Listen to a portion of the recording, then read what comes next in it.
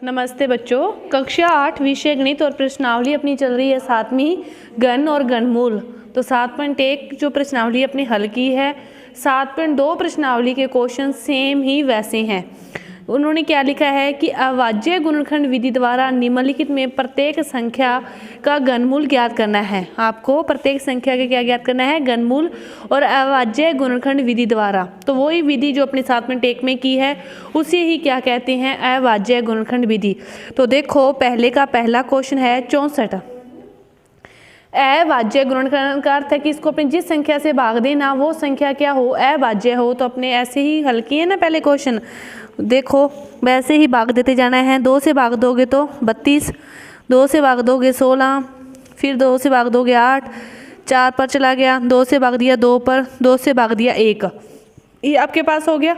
तो ये देखो ये सारी जो संख्याएं ये क्या हैं? 2 2 2 2। तो 2 क्या है? अभाज्य संख्याएं हैं। तो इसमें 3 3 के जोड़े बनाओ, 3 3, 2 बन गए। तो 64 बराबर 2 गुना 2, इन 3 में से 1 2 आ गया, इन 3 में से 1 2 आ गया, 2 दूनी 4। तो 64 का जो घन है वो क्या आया? 4 आया। और इसी विधि को क्या कहते हैं? अभाज्य गुणनखंड विधि। इसी विधि को क्या कहते हैं? अभाज्य गुणनखंड विधि। एक क्वेश्चन और देखो अपने हल करते हैं।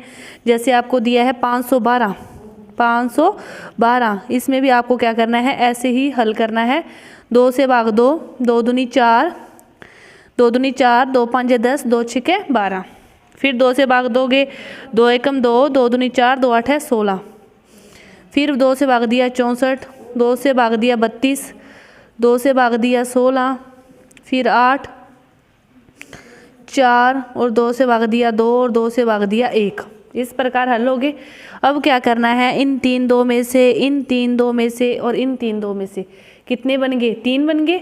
1 2 3 जोड़े बन गए और तीनों में से 1 2 1 2 और 1 2, कितने 2 बार आ गए? 3 2, 2 दूनी 4 दूनी 8। तो इसका घन कितना हो गया? 8।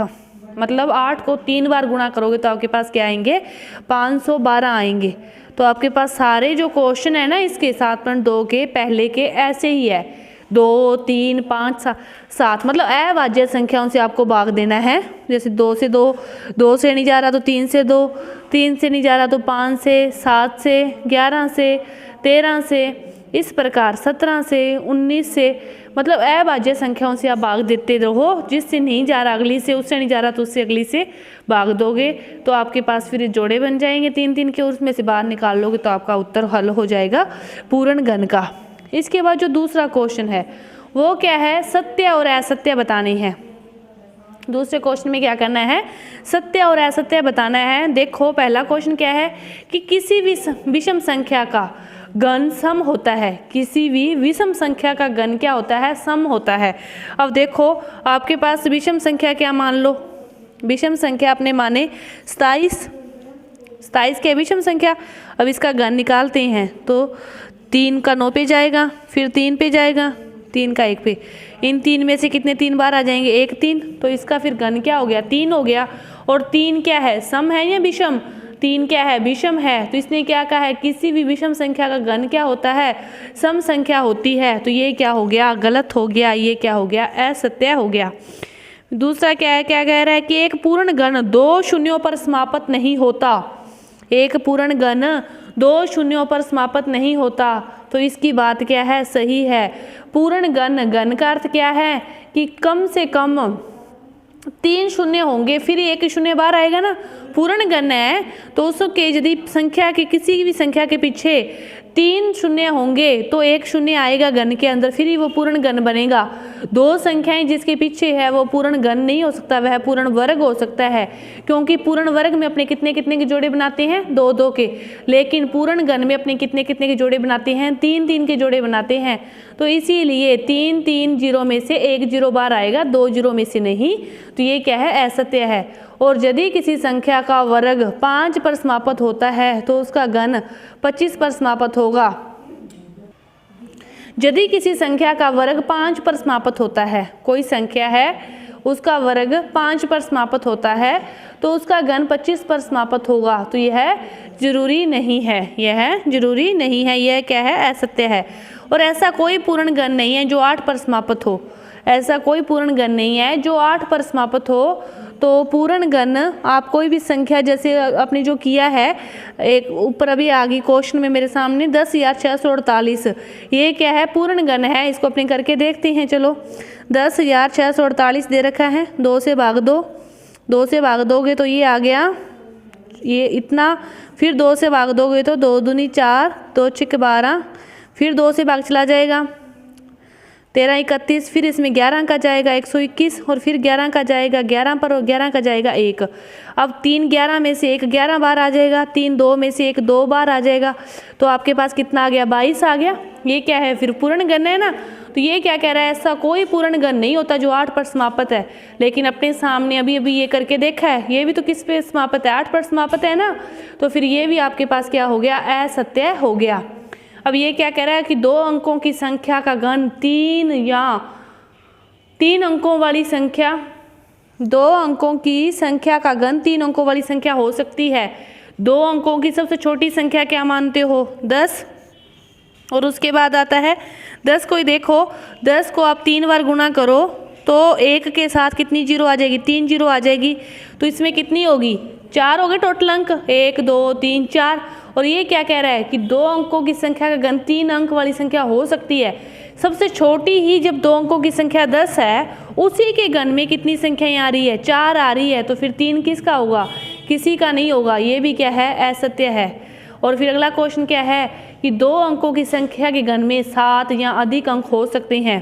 तो 2 अंकों की सबसे जो संख्या में 7 या अधिक अंक हो सकते हैं, तो इसको सबसे जो बड़ी संख्या है ना, उसको भी आप आपस में जैसे गुणा करके देखो।